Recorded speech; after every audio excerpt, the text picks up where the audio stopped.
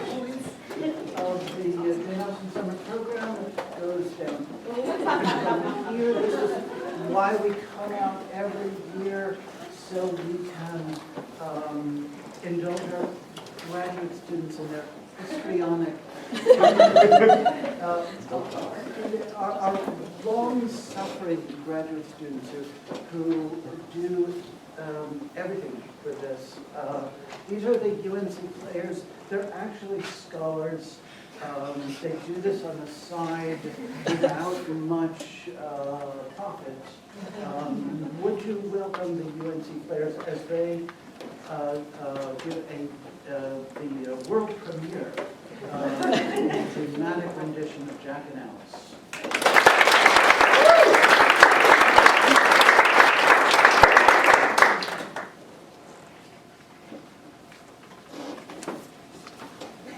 My dear neighbors of Palladiddle, I, Mr. Johnson, have this day attained my 55th year, which so much delights me that I shall give a masquerade.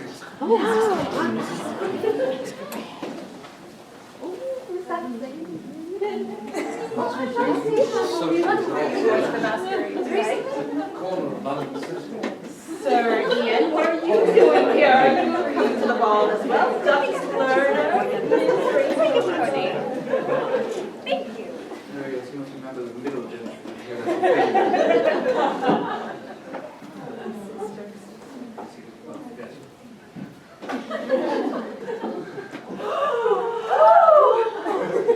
The beams that dart from his eyes are like those of that glorious luminary, the sun, though infinitely superior. Pray, dear ladies and gentlemen, be at ease. I shall half dim my eyes. Why, it is Charles Adams, and he's not wearing a mask at all.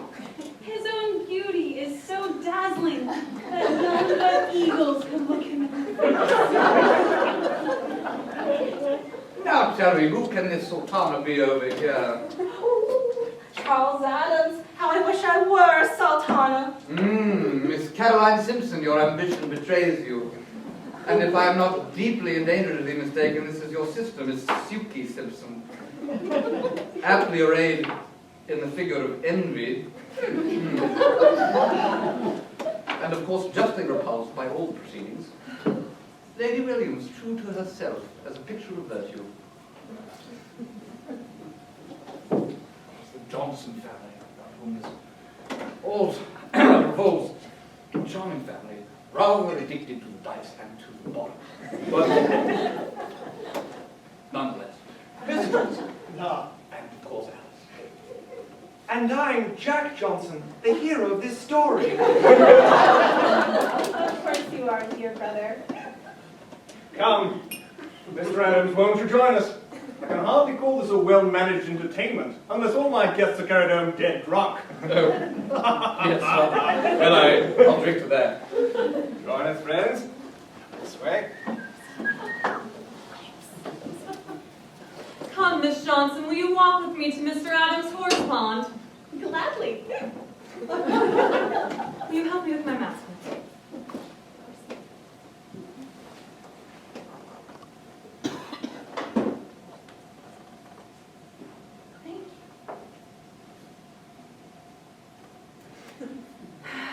Mr. Adams. Is it a first love? It is. Oh, secure yourself from so great a danger. Preserve yourself from a first love, and you need not fear a second. I myself am a sad example of the miseries attendant on a first love. Indeed, madam? Will you favor me with your life and adventures? Well, my father procured for me an excellent governess by the name of Miss Dickens. She instructed me in the paths of virtue until she was torn from my arms. Here I'd reached my 17th year. I'll never forget her last words to me. Kitty, she said, good night, tea. I never saw her afterwards. She eloped with the butler that same night. Now, my father had a distant relation by the name of Mrs. Watkins, who invited me to spend several weeks with with her in town. Now, she was esteemed a pretty woman, but for my part, her forehead was too high, and whether from nature, from passion, or from wine, she had too much color. How can this be? Do you think that anyone can have too much color? Well, indeed I do, and I'll tell you why I do, my dear Alice. When a person has too much red in their complexion, it gives their face, in my opinion, too red a look. But can a face, my lady, have too red a look? Well, certainly it can, and I'll tell you why it can, my dear Miss Johnson. When a face has too much red, it does not appear to the same advantage as it would if it were paler. Pray, proceed in your story. Well, as I said, my father had a sister relation by the name of Mrs. Watkins, who, was esteemed a pretty woman. Many gentlemen thought her so. But for my part, her forehead was too high, her eyes too small, and she had too much color. In this, as I said before, your ladyship must have been mistaken. Mrs. Watkins cannot have had too much color because no one can have too much. Well, my love, we must disagree on this particular. Let me explain myself most clearly. The facts are simply this. When a woman has too great a degree of red in her cheeks, she must, my dear, have too much color. Madam, I deny that it is possible for anyone to have too great a degree of red in her cheeks. What, my love? Not if they have too much color? Anyway, this is too much. Come, Miss Johnson, do not say or do something that you would regret. When a person is in liquor, there is no answering for what they might do. I shall not bear this. I insist. What is this? You seem, Fenton, to be laboring under some sad misfortune which we would be only too happy to relieve. If you would tell us what it is, will you favor us with your life and adventures? Willingly, ladies, if you will be so kind as to be seated. Yes.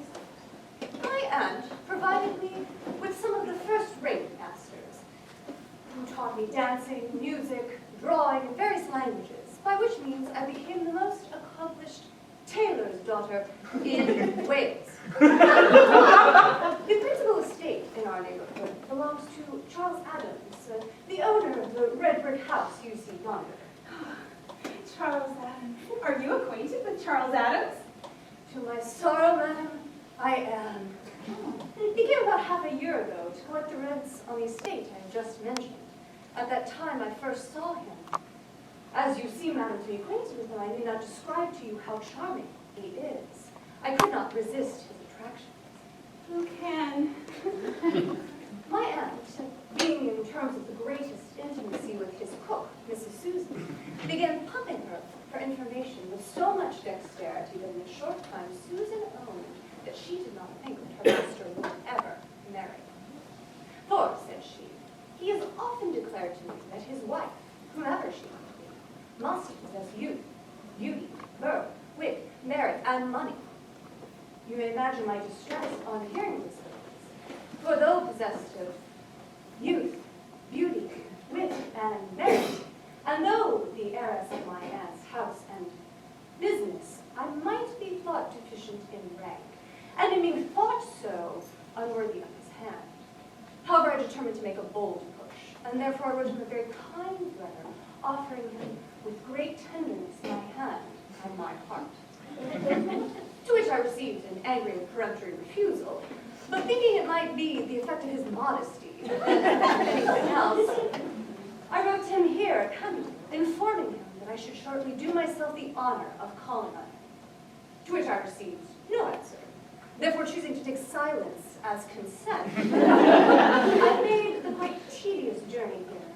I proceeded thus far in my journey when I found myself suddenly seized by the leg. Oh! How fortunate we are to have met with you, since we might otherwise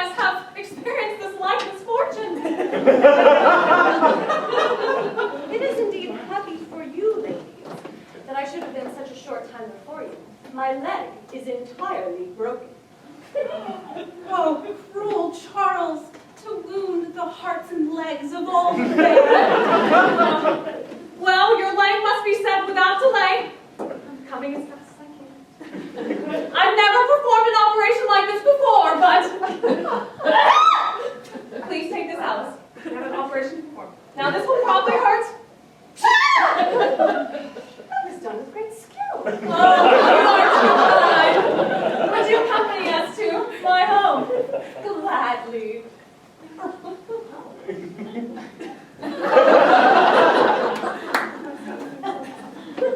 Oh, my dear Lucy, I'm afraid that I must leave you.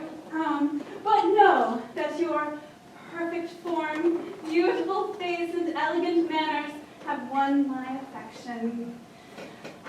Except for my father and brother, aunts, uncles, cousins, and other relations, Lady Williams, Charles Adams, and a few dozen other particular friends.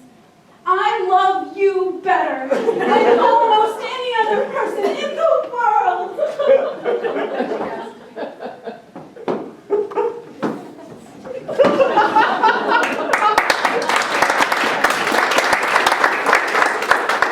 She has many rare and charming qualities, but sobriety is not one of them. The whole family are indeed sad, drunk, and sat, and thorough gamesters too, most particularly Alice.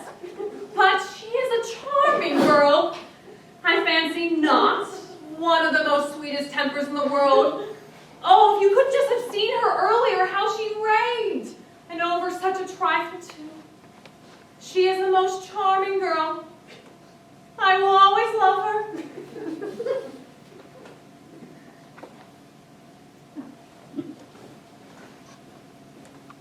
Ah, Caroline and Sukey Simpson, a pleasure as always. Pray, let me introduce my friend to you, Miss Lucy Taylor. Oh, what a treasure you are! Any friend of Lady Williams is a friend of mine. My next greatest ambition is to have you join us at Bath for a few weeks. Now, Lucy is quite at her own disposal, and if she chooses to accept so kind an invitation, I hope she will not hesitate from any delicacy on my account. I know not indeed how I shall be able to part with her. Oh, you've never been at Bath, and I should think it would be most an agreeable jaunt for you. Speak, my love, what do you say to accompanying these ladies? I shall be miserable without you. 'Twill be a most pleasant tour for you. I hope you'll go. If you do, I'm sure it won't be the death of me. Pray, be persuaded. I fear I must decline the honor of accompanying you, but thank you for your extreme kindness. Oh. I shall never be able to survive if you go, but I will never forgive you if you do not. Well, very well.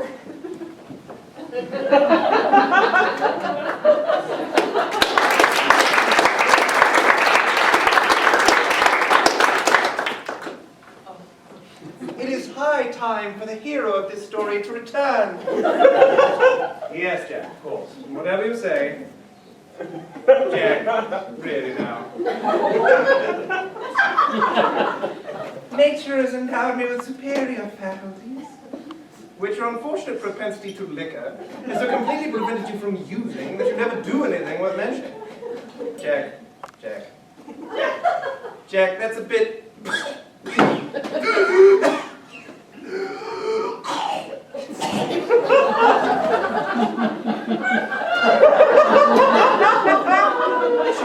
Does this make me the sole inheritance of your fortune? Yeah! Maybe my new prospects will render me acceptable as a wife to Charles Adams. But Alice, your brother. As the effect is joyous, the cause can scarcely be denied. Come, Father, The violence of my attachment to Charles Adams augments daily. Please, will you propose our union to him?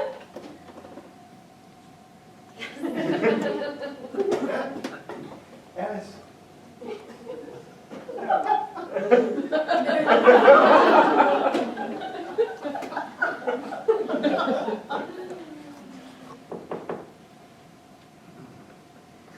Yes. My good sir, I suppose it is possible you expect I should be pleased or gratified or even flattered by the suggestion that I marry your daughter. However, I must say that I consider it an affront. I consider myself, sir, to be a perfect beauty. Where would you find a finer figure or a more charming face? My manners and address have a certain polish and refinement to them. There is a peculiar sweetness, a certain elegance which I have never seen equaled and cannot quite describe. Partiality aside, I am certainly more accomplished in every language, in every art, in every science, and every other thing than any other person in all of Europe. Since such, sir, is my character, what do you possibly mean by suggesting that I have married your daughter? Allow me to give you, please be seated, a short sketch of the family gods. Now you, my warm friend, I consider you in the main to be quite a good type of man, a drunken old dog in every sort of way. But then, what is such consideration to me? Your daughter, on the other hand, is neither sufficiently beautiful, sufficiently rich, sufficiently amiable, or sufficiently witty to tempt the likes of me. These are my sentiments, Mr. Johnson. These are my sentiments, and I honor myself for having them. I do have one friend in this world, and glory in having but one. She's at present cooking my dinner. But if you should seek her out, she will aver that these have ever been my sentiments. Good evening.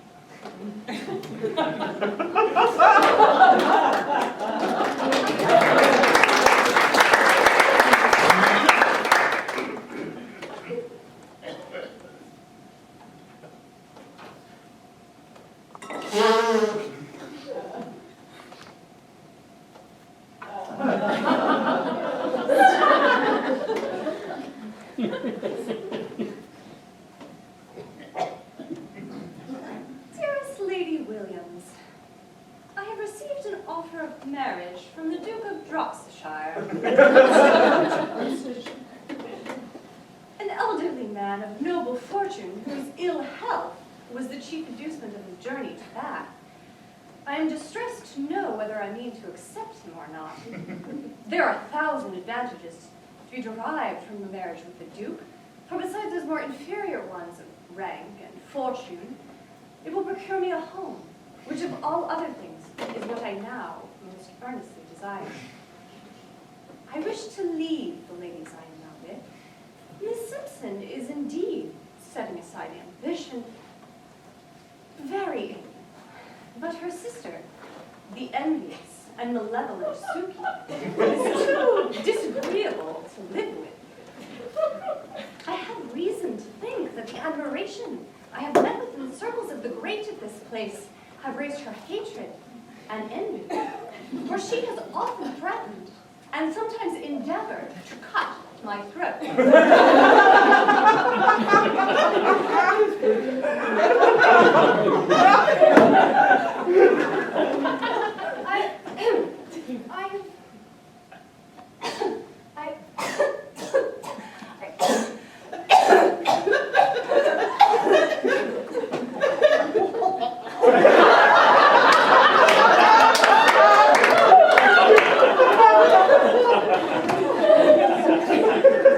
Alas, dear friends, the lovely and amiable Lucy Taylor was taken from the admiring world at the age of 17.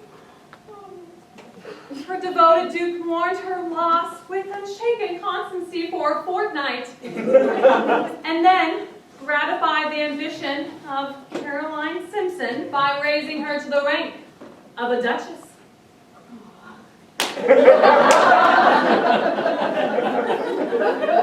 Her sister, the perfidious Sukey, was likewise shortly after exalted in a manner she truly deserved, and by her actions appeared to have always desired. Her barbarous murder was discovered, and in spite of every interceding friend, she was speedily raised to the gallows.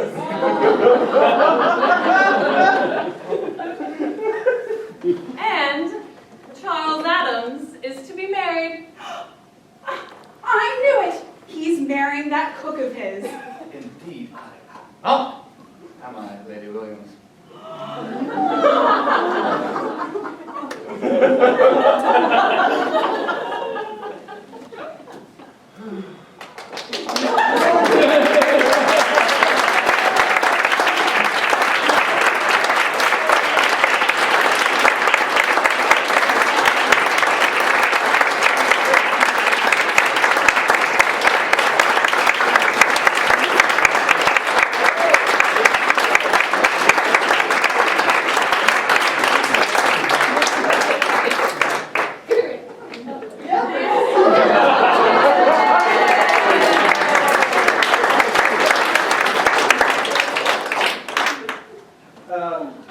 We were told we could do a short Q&A session.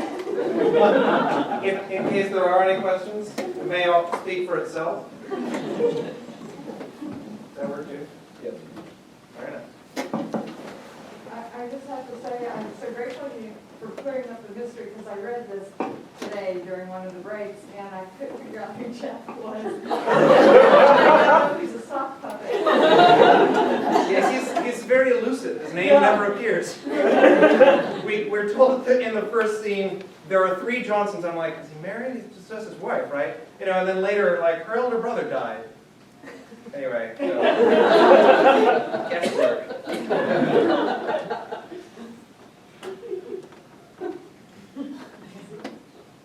Is there any other mysteries you want solved? Yes. Does the play actually specify a sock puppet? The play does, not Jane Austen. Yes. What happened for Cecilia? Oh, the youngest sister? Well, we had limited human resources. So aside And from... no sock resources as well. I have only 2 hands, and one of them has to hold a bottle. But yeah, no, she's so languid, she didn't even come on stage. What made you pick Jack and Alice as your next one to do? Ask the person who picked it. Who was that? Was that you? Yes. I'm so glad you did. What made you pick it? Oh, because of the connection to the sensibility. Oh, yes. Because of what? Oh, that's right. Because you had mentioned as an interesting scene when she's got the leg trap on. I thought I saw a hand over on this Yeah, side. no, Yes. it's so broad, and all of Juvenile is very, very broad, and she never went even remotely near that broad almost in any of the novels, really. She got kind of close occasionally, but just wondering if you think, do you think there was anything that she continued to write that was that silly that she like burned and maybe she wrote it from her family that we'll never know because... Wow. I wish I did know the answer to that question. Yes. Oh, sorry, did you have a... No, point Sarah. Yeah. Sanditon has some Yeah. sections That's true. that That's true. approach this kind of silly. It's much more studied silliness, but take a look at the last fragment. Yeah, no, you're right, you're right. But she copied this. I mean, she never like put the juvenilia away. And so she copied it. She was reading it in 1807. So it was like still part of what she thought when she was writing the novels. I think also, we were talking earlier in one of the groups about conversational inanity and Sense and Sensibility, or Austen generally, and I think you can see in almost all the novels the afterlife of these arguments about whether a face is too red because it's not pale enough, right? or what have you. But and then of course you can write the children in Sense and Sensibility. Who's taller, what woman's more present? It can be hard to have that conversation, but you have it. So like little bits of sort of social, like voided areas of the social cosmos. I feel like she still plays there, but yeah, it's definitely not sock puppety. There are echoes of Charles Adams and Willoughby's initial description of how handsome he is? It's very appropriate now that you mention it. Are you talking about tomorrow night? Yes. Yeah. That's interesting. Yeah, well, I was thinking, we were talking about this, I was thinking that Charles Adams is sort of what, if Darcy were what everyone thought he was, Yeah. he would be Charles Adams. But he's not. Peculiar sweetness that I cannot quite describe. Right. And which Darcy can't either, you know, he can't even see this. But, Willoughby, well, good. Yeah. Wounds the hearts and legs. The metaphor of the trap, I feel. What? I just said inhuman wretch. Yes, inhuman wretch. The inhuman wretch's trap. Well, I was just thinking there's something suggestive about the metaphor of the trap, the gentleman's trap. Both the hunt and the ensnarement. It's also nice to see the reversal, which I think is a self-conscious reversal in this text of the, oh, but I take your refusal to marry me as the effect of modesty rather than anything else, which is hilarious and terrible in Pride and Prejudice, and here it's just hilarious. but not without its, you know, bloody sacrifice. I missed this in the thought. Why did Sukey want to kill Miss Taylor? Why did she want to kill her sister? What was she going to get out of this? Right, that's Sukey. Yes.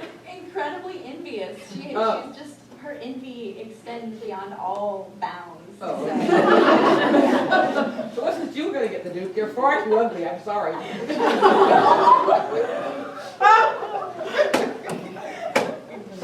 Was there anything you learned last year during your adaptation that you used this year, or things you did differently? That's a good question. We should be able to say yes. We may persist in our errors. Well, I don't know. We have different people that do the adaptation in 2 separate years, but you know, regardless of our efforts, Austen shines through. So I don't know if the audience could possibly tell a difference. No. This one is different in that it's just one text, and it's a more or less straight telling of a very not straight tale of Jack Malice. Last year was a sort of textual conundrum between like 3 different pieces of the juvenilia that were all sort of put together on stage in an upper middle concept way. But this one, I think it has more of a through line maybe than last year's. People on stage at I the know. same time this year, as opposed to last year. Oh, that's true, right? We had more. Yeah, we had more like. More staging blocking, I think, than we Yep. did last year. That's a good point, actually. Yeah, because we last year we actually did relatively little rehearsing. It's surprising how it came together. I think the entire cast only rehearsed a few times the day of. Yeah. There were smaller groups rehearsed before that. Whereas this one we actually had to do a lot of blocking because, like you point out, there's so many people. Also, you have wings. Which I thought was pretty cool that they could do that for us.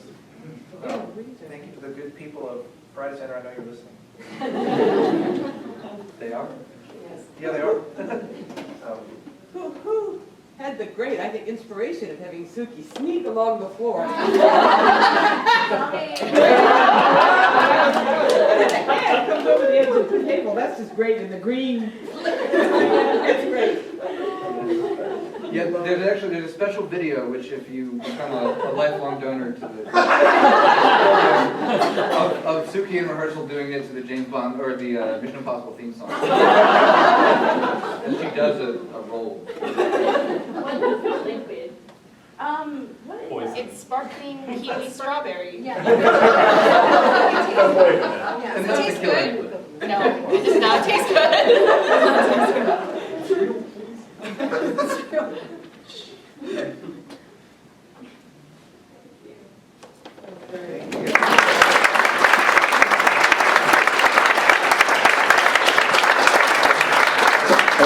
One last hand for Adam, who did the adaptation.